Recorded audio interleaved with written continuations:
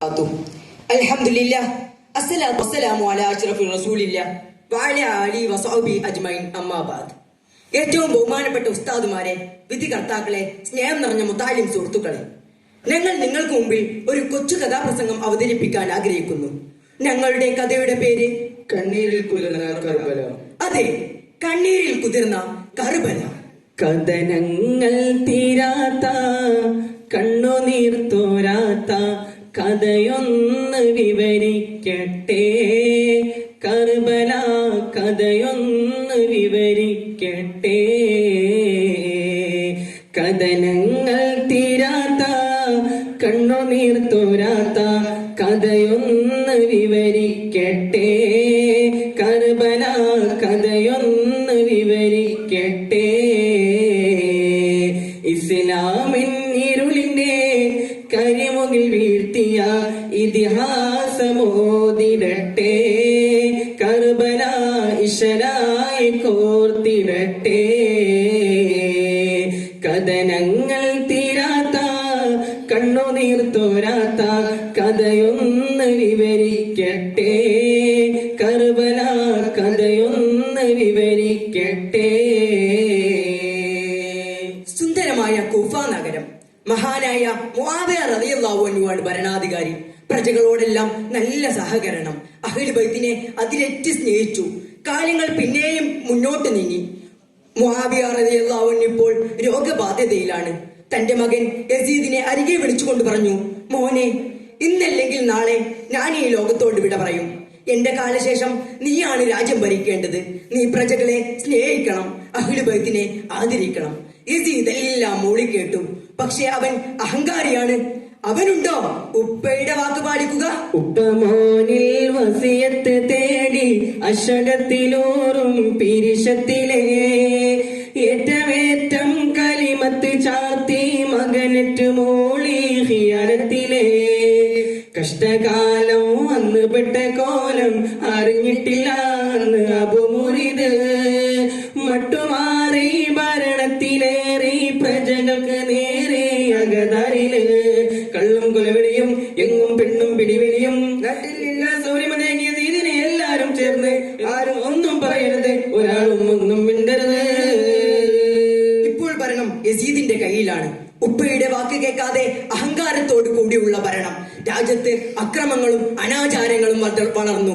രാജ്യത്ത് സമാധാനം കിട്ടാൻ നമുക്കെല്ലാവർക്കും ഹുസൈൻ തങ്ങളെ ബൈഅത്ത് ചെയ്താലോ?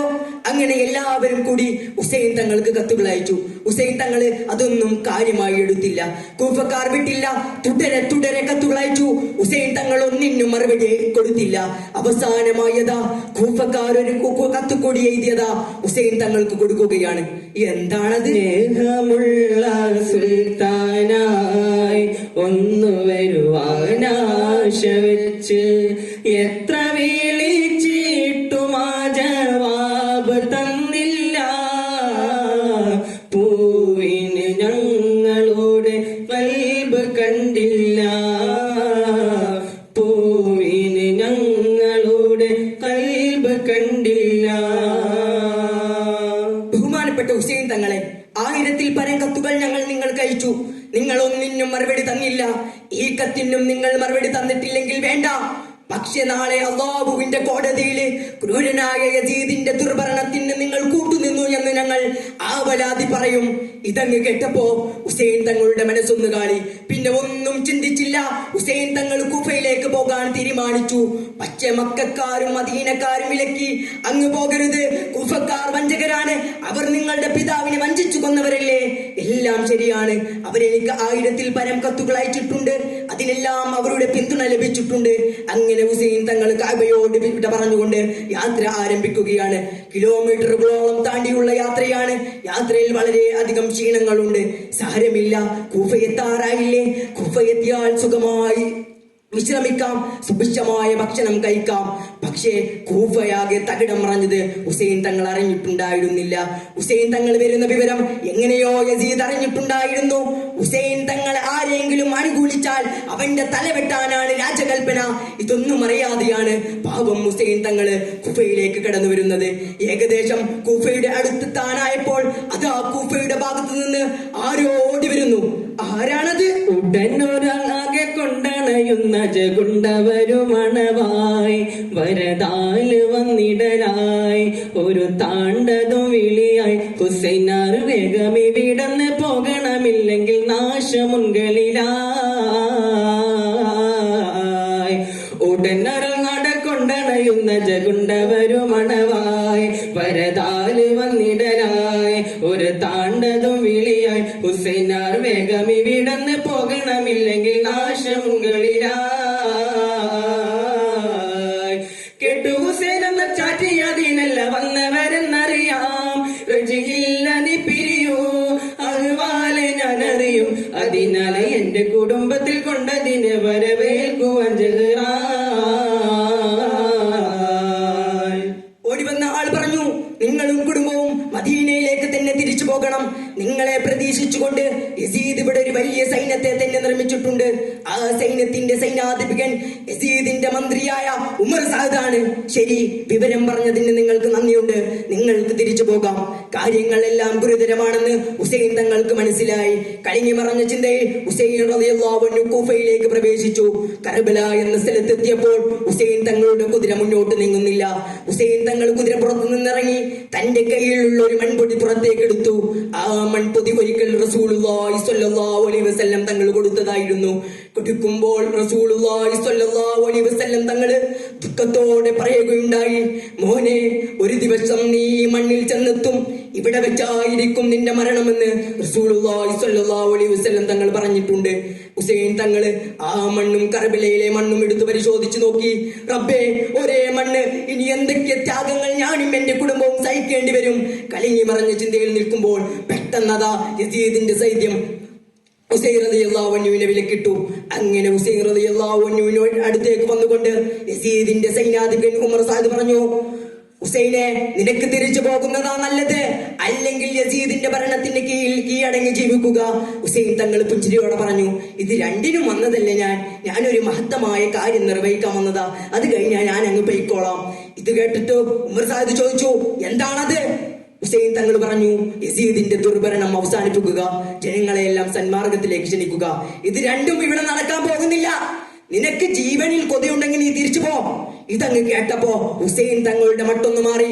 ഹുസൈൻ തങ്ങൾ ഉമർ സാദിനോട് പറഞ്ഞു, നീ ആരോടാ പറയുന്നതെന്ന് നിനക്കറിയോ? കോലിളക്കം സൃഷ്ടിച്ച ഹൈബർ യുദ്ധത്തിലെ ചീറ്റപ്പുലി അലി ഹൈദറിന്റെ മകനാ ഞാൻ. ഈ സിരയിലൂടെ ഒഴുകുന്നതും അതേ രക്തം തന്നെയാടാ. ഇതങ്ങ് കേട്ടപ്പോ ഉമർ സാദ് ഒന്ന് പേടിച്ചു. ഇതേ സമയത്താണ് ക്രൂരനായ യസീദിന്റെ ഗൗരവമേറിയ ഒരു കത്ത് കൈപ്പറ്റുന്നത്. എന്താണത്? അലിസബീസണിയും പിടുന്ന ഈ കടുത്ത വാക്കുകളും ഇടയ്ക്കിടെ കടുത്ത രോഷമതും വിശാലത്തിൽ പുളിച്ചു നോക്കിടലായി. എന്തൊടോ മറിച്ചൊന്ന് പോകിലോ ഉലച്ചു കൊണ്ടതിലോ അയച്ചത് ഉടനെ ഉടൽ മുറിച്ചെടുത്ത് ശിരസുമറു ധൃതിയാൽ. അലിസബീസണിയും പിടുന്ന ഈ കടുത്ത വാക്കുകളും ഇടയ്ക്കിടെ കടുത്ത രോഷമതും വിശാലത്തിൽ പൊളിച്ചു നോക്കിടലായി. എന്തടോ മറിച്ചൊന്ന് പോകിലോ ഉലച്ചു കൊണ്ടതിലോ അയച്ചത് ഉടനെ ഉടൽ മുറിച്ചെടുത്ത് ശിരസുമറു ധൃതിയാൽ. എടാ ഉമർ സാദേ, ഹുസൈനുമായി കിന്നരിക്കാനല്ല നിന്നെ ഞാൻ അങ്ങോട്ട് പറഞ്ഞയച്ചത്, അവന്റെ തലവെട്ടാനാണ്. പിന്നെ ഒരു കാര്യം, ഹുസൈനെയും കുടുംബത്തെയും യൂഫട്രീസ് നദിയിൽ നിന്ന് ഒരു തുള്ളി വെള്ളം പോലും കുടിപ്പിക്കരുത്. പ്രിയമുള്ളവരെ, ഹുസൈൻ തങ്ങളുടെ ദുരിതം ഇവിടെ തുടങ്ങുകയാണ്. ദിവസങ്ങൾ പിന്നെയും മുന്നോട്ട് പോയി. ഹുസൈൻ തങ്ങളും കുടുംബവും ഒരു തുള്ളി വെള്ളം കുടിച്ചിട്ട് ദിവസങ്ങളേറെയായി. ഹുസൈൻ തങ്ങൾ തന്റെ ഭാര്യ സഹ്റുബാനെ സമീപിച്ചുകൊണ്ട് പറഞ്ഞു, പ്രിയപ്പെട്ട ബീവി, കിടന്ന കിടപ്പിൽ മരിക്കാനാണ് എന്റെ വിധി. നിന്നെയും നിന്റെ മക്കളെയും എന്തിനാണ് ഞാൻ ബുദ്ധിമുട്ടിക്കുന്നത്? നിങ്ങൾക്ക് മക്കയിലേക്ക് തന്നെ തിരിച്ചു പോകാം. ഇത് കേട്ട് ബീവി സഹ്റുബാൻ പുഞ്ചിരിയോടെ പറയുകയാണ്, പീഡനമേറ്റാലും തല തന്നെ പോയാലും പൂവീനെ വെടിയുകില്ല, എന്റെ സുഖം തേടി പോകില്ല. പീഡനമേറ്റാലും തല തന്നെ പോയാലും പൂവീനെ വെടിയുകില്ല, എന്റെ സുഖം തേടി പോകില്ല.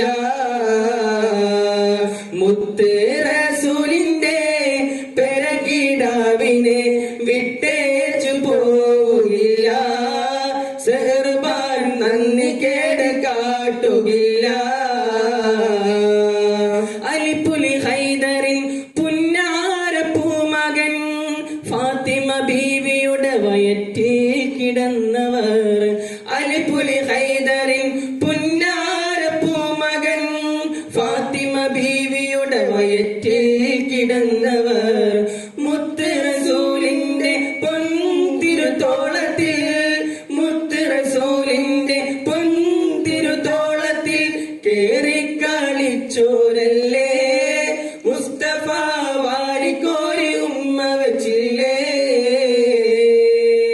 സെറുബാൻ പോകില്ലെന്ന് ഉറപ്പായപ്പോൾ ഹുസൈൻ തങ്ങൾ ആശ്രമത്തിൽ നിന്ന് മാറി. ഹുസൈൻ തങ്ങളുടെ 1.5 വയസ്സുള്ള അലി അസ്ഗറിന്റെ കാര്യമാണ് വളരെ കഷ്ടം. പിഞ്ചു പൈതല് ദാഹിച്ചു വലഞ്ഞുകൊണ്ട് തന്റെ ഉമ്മയുടെ മാറിടം തപ്പിച്ചെല്ലുമ്പോ ഒന്നും കിട്ടാതെയാകുമ്പോൾ ആ മാതാവിന്റെ മുഖത്ത് നോക്കി ദയനീയമായി കരയുന്നത് കണ്ട് ആ മാതാപിതാക്കളുടെ കണ്ണു നിറയുകയാണ്. പ്രിയപ്പെട്ടവരെ, അങ്ങൊന്ന് ചെല്ല്, ഈ പിഞ്ചു പൈതലിനൊരൽപ്പം വെള്ളം കൊണ്ടുകൊടുക്കൂ. കുഞ്ഞുങ്ങളോട് ആരാണ് ക്രൂരത കാണിക്കുക? ശരി ബീവി, ഞാൻ പോയി നോക്കാം. പിഞ്ചു പൈതലിനെയും വാരിയെടുത്ത് ഹുസൈൻ തങ്ങൾ നദിക്കരയിലേക്ക് ഓടിച്ചെന്നുകൊണ്ട് പറഞ്ഞു, സുഹൃത്തുക്കളെ, ഈ കുഞ്ഞിനൊരൽപ്പം വെള്ളം കൊടുക്കണേ. ഞാൻ കുടിക്കുമെന്ന് പേടിയുണ്ടെങ്കിൽ ഞാൻ മാറി നിൽക്കാം. അങ്ങനെ ഹുസൈൻ തങ്ങള് കുഞ്ഞിനിപ്പോൾ വെള്ളം കൊടുക്കുമെന്ന് പ്രതീക്ഷിച്ച് മാറി നിന്നു. പക്ഷേ ദാഹിച്ചു വലയുന്ന കുഞ്ഞിന്റെ തൊണ്ടക്കുഴിയിലേക്ക് മൂർച്ചയുള്ള വാള് കുത്തിയിറക്കുകയാണ് ഉമർ സാദ്. പൊന്നുമോനെ എന്ന് വിളിച്ചുകൊണ്ട് ഹുസൈൻ തങ്ങൾ ഓടിച്ചെന്നപ്പോഴേക്കും ആ കുട്ടി ഒരു നേരിയ ശബ്ദം പുറപ്പെടുവിപ്പിച്ചുകൊണ്ട് ഈ ലോകത്ത് നിന്ന് വിട പറയുകയാണ്. തന്റെ മകന്റെ ദാഹമെല്ലാം മാറ്റിക്കൊണ്ട് ഇപ്പോൾ കൊണ്ടുവരുമെന്ന് കരുതിക്കൊണ്ട് ദൂരത്തേക്ക് നോക്കി നിൽക്കുകയാണ് ബീവി സഹറുബാൻ. ഇതേ സമയം തന്റെ മകന്റെ ചേതനമേറ്റ ശരീരവും തോളിലിട്ടുകൊണ്ട് ഓടി വരുന്ന തന്റെ ഭർത്താവ് കരയുന്നുണ്ടല്ലോ. തന്റെ മകൻ ഇതെന്തു പറ്റി, എന്തു പറ്റി, എന്തു പറ്റി? വീഴുന്നു നിലത്ത്, പൊന്നുമ്മ സർബാന് വീഴുന്നു നിലത്ത്, പൊന്നുമോനെ എന്ന് കാണും യാ അല്ലാഹ്, ഇനി എന്റെ മോനെ എന്ന് കാണും യാ അല്ലാഹ്. പൊന്നുമ്മ സർബാന് വീഴുന്നു നിലത്ത്, പൊന്നുമ്മ സർബാന് വീഴുന്നു നിലത്ത്, പൊന്നുമോനെ എന്ന് കാണും യാ അല്ലാഹ്, ഇനി എന്റെ മോനെ എന്ന് കാണും യാ അല്ലാഹ്. ഇതെല്ലാം കണ്ടുകൊണ്ട് ഹുസൈൻ റളിയല്ലാഹു അൻഹുവിന്റെ മകൻ അലി അക്ബർ യുദ്ധമുഖത്തിലേക്ക് പോകാൻ ദുൽദുൽ കുതിരയുടെ പുറത്ത് കയറിക്കൊണ്ട് ദുൽഫുഖാർ വാൾ വീശിക്കൊണ്ട് ഉമ്മയോട് സമ്മതം ചോദിക്കുകയാണ്. ഉമ്മ, ഞാൻ യുദ്ധമുഖത്തിലേക്ക് ഇറങ്ങട്ടെ. നൊന്തുപെറ്റ ഉമ്മയല്ലേ അത്? സെഹ്റുബാൻ കരഞ്ഞുകൊണ്ട് പറയുന്നു, പൊന്നുമോനെ, നിന്നെ ഞാൻ എങ്ങനെയാണ് യുദ്ധക്കളത്തിലേക്ക് വിടുക? ഇതേ സമയമാണ് ഹുസൈൻ തങ്ങൾ കടന്നു വരുന്നത്. ഹുസൈൻ തങ്ങളുടെ നെഞ്ചത്തിലേക്ക് വീണുകൊണ്ട് സെഹ്റുബാൻ പറഞ്ഞു, നമ്മുടെ മകന് യുദ്ധക്കളത്തിലേക്ക് പോകട്ടെ എന്ന് എന്നോട് സമ്മതം ചോദിച്ചു. ഇതങ്ങ് കേട്ടപ്പോ ഹുസൈൻ തങ്ങൾ സെഹ്റുബാനെ അടർത്തി മാറ്റിയിട്ട് കണ്ണിലേക്ക് നോക്കിയിട്ട് പറഞ്ഞു, ഉമ്മ എന്ന നിലക്ക് എന്നെക്കാളും അവനെ യുദ്ധക്കളത്തിലേക്ക് വിടാൻ നീയാണ് അർഹന്. അല്ലാഹു സുബ്ഹാനഹു വ തആല നമ്മളുടെ മകനെ ഷഹീദാക്കാൻ വിധിച്ചിട്ടുണ്ടെങ്കിൽ ആ വിധിയെ തടയാൻ എന്റെ സഹറുബാന് കയ്യില്ലല്ലോ. ഇതേ സമയം സഹറുബാ ബീവിക്ക് ഉറപ്പായി എന്റെ മകൻ ഈ യുദ്ധത്തിൽ ഷഹീദാവും.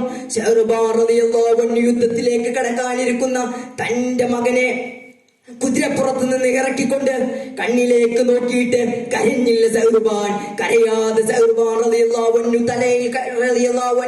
തലയിൽ കൈ വെച്ചുകൊണ്ട് പറയുകയുണ്ടായി, മോനെ, നീ പോയിട്ട് വാ, നാളെ അല്ലാഹുവിന്റെ സുഖലോക സ്വർഗത്തിൽ വെച്ചുകൊണ്ട് നമുക്ക് കണ്ടുമുട്ടാം. അങ്ങനെ അതാ മഹാനായ അലി അക്ബർ റളിയല്ലാഹു അൻഹു യുദ്ധമുഖത്തിലേക്ക് കടക്കുകയാണ്. യുദ്ധമുഖത്തിൽ ചെന്നുകൊണ്ട് അലി അക്ബർ റളിയല്ലാഹു അൻഹു പറയുന്നുണ്ട്, നിങ്ങൾക്ക് എന്നെ വലിയ പരിചയമുണ്ടാവുകയില്ല, പക്ഷെ ഞാൻ ഇരിക്കുന്ന കുതിരയും ഈ എന്റെ കയ്യിലുള്ള വാളും അലിയാർ തങ്ങളുടേതാണെന്ന് അലി അക്ബർ റളിയല്ലാഹു അൻഹു പറയുകയാണ്. നിമിഷം നേരം കൊണ്ടു തന്നെ ശത്രുക്കൾ ആ അന്ത്യക്കുത്തിനെയും വെട്ടിവീഴ്ത്തുകയാണ്. ആ മകന്റെ ചേതനമേറ്റ ശരീരവുമായി കുടിലേക്ക് ചെന്നപ്പോൾ കുടിലാകെ കൂട്ടക്കരച്ചിലുണ്ടാവുകയാണ്. എന്തു പറഞ്ഞാണ് ഞാൻ ഇവരെ സമാധാനിപ്പിക്കുക? എനിക്ക് പോകാനുള്ളതും ആ യുദ്ധമുഖത്തിലേക്കല്ലേ. ഹുസൈൻ റളിയല്ലാഹു അൻഹു തന്റെ ശരീരവസ്ത്രം മൂരി തലയിൽ കെട്ടിക്കൊണ്ട് തന്റെ പിതാവ് സമ്മാനിച്ച ദുൽഫുഖാർ വാൾ ബിസ്മിൻ ചൊല്ലിയെടുത്തുകൊണ്ട് യുദ്ധപ്പുറത്തേക്ക് കുതിരപ്പുറത്ത് ചാടിക്കേറിക്കൊണ്ട് കുതിക്കുകയാണ്. തമ്പുരാനിലെല്ലാം സമർപ്പിച്ച് ഹുസൈനൊന്നോരടുക്കുന്നു അടർക്കളത്തിൽ. അനവധി രാജാവുകളുണ്ട്, അവരോട് അടരാടാനൊരുങ്ങുന്നു അതിക്ഷണത്തിൽ. പ്രിയരെ, ഹുസൈൻ റളിയല്ലാഹു അൻഹു ഇപ്പോൾ യുദ്ധമുഖത്തിലാണ്. ഉമർ സഅദിനെയും അദ്ദേഹത്തിന്റെ സൈന്യങ്ങളെയും നോക്കിക്കൊണ്ട് ഹുസൈൻ റളിയല്ലാഹു അൻഹു പറഞ്ഞു, 1000-ൽ പരം കത്തുകൾ നിങ്ങൾ എനിക്ക് അയച്ചു, പക്ഷേ ഞാൻ അതിനൊന്നിനും കാര്യമായി എടുത്തില്ല. അവസാനമായി നിങ്ങൾ അയച്ചൊരു കത്തുണ്ടല്ലോ, ഈ നിൽക്കുന്ന ഉമർ സഅദിന്റെ തലതൊട്ടപ്പനായ യസീദിന്റെ ദുർഭരണം കണ്ടിട്ടും കണ്ടില്ലെന്ന് നടിച്ചത് ഞങ്ങൾ അല്ലാഹുവിന്റെ കോടതിയിൽ ആവലാതി പറയും. ആ ഒരൊറ്റ കത്താണ് എന്നെ ഇങ്ങോട്ട് വിളിച്ചു വരുത്തിയത്. ഞാൻ ഇവിടെ വന്നപ്പോൾ നിങ്ങൾ തന്ന സമ്മാനം വളരെ വലുതായിരുന്നു. എന്റെ കൂടെയുള്ള പലവരെയും നിങ്ങൾ കൊന്നുകളഞ്ഞു. ദാഹിച്ചു വലയുന്ന എന്റെ പിഞ്ചു കുഞ്ഞിന്റെ ദാഹം നിങ്ങൾ അകറ്റിയത് മൂർച്ചയുള്ള കടാര കൊണ്ടല്ലേ?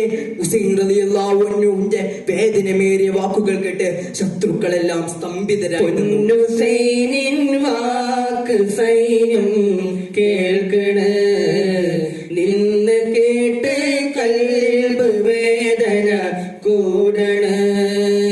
എങ്കിലും ഉമർ സഅദ് രോഷം കൊള്ളണ, എന്തടോ നിങ്ങൾ മിഴിച്ച് നിൽക്കണ, എന്തടോ നിങ്ങൾ മിഴിച്ച് നിൽക്കണ.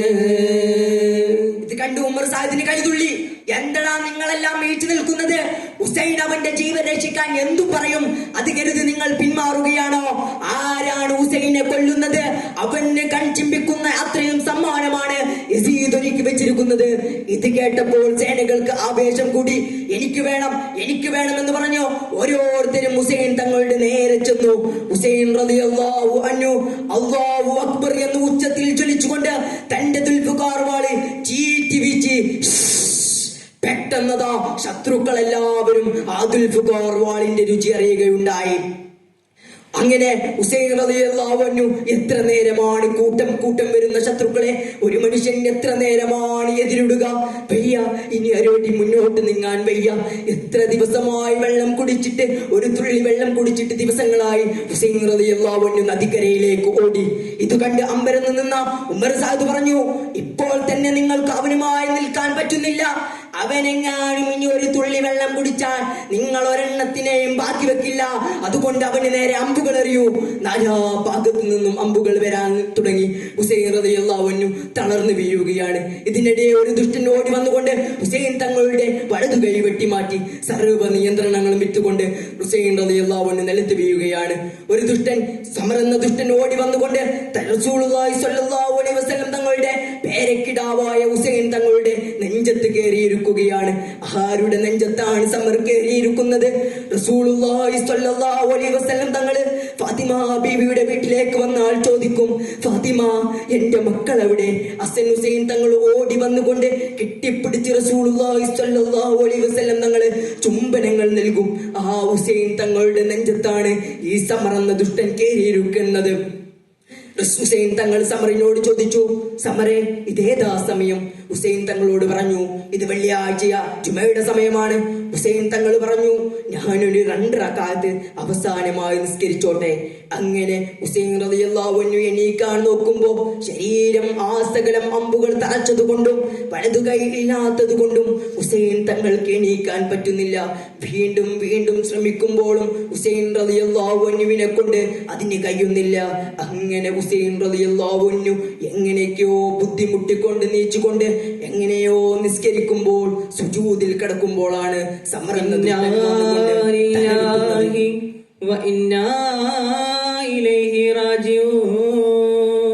ശത്രുക്കളെല്ലാം ജയ് ജയ് എന്ന് വിളിക്കാൻ തുടങ്ങി. ആ പ്രിയ സഹോദരനെ അലിവാർന്ന ഹുസൈനോര് കനിവാർന്ന ശിരസതുമേ ഉയർത്തിയവരന്നതുമേ. ആ പ്രിയ സഹോദരനെ അലിവാർന്ന ഹുസൈനോര് കനിവാർന്ന ശിരസതുമേ ഉയർത്തിയ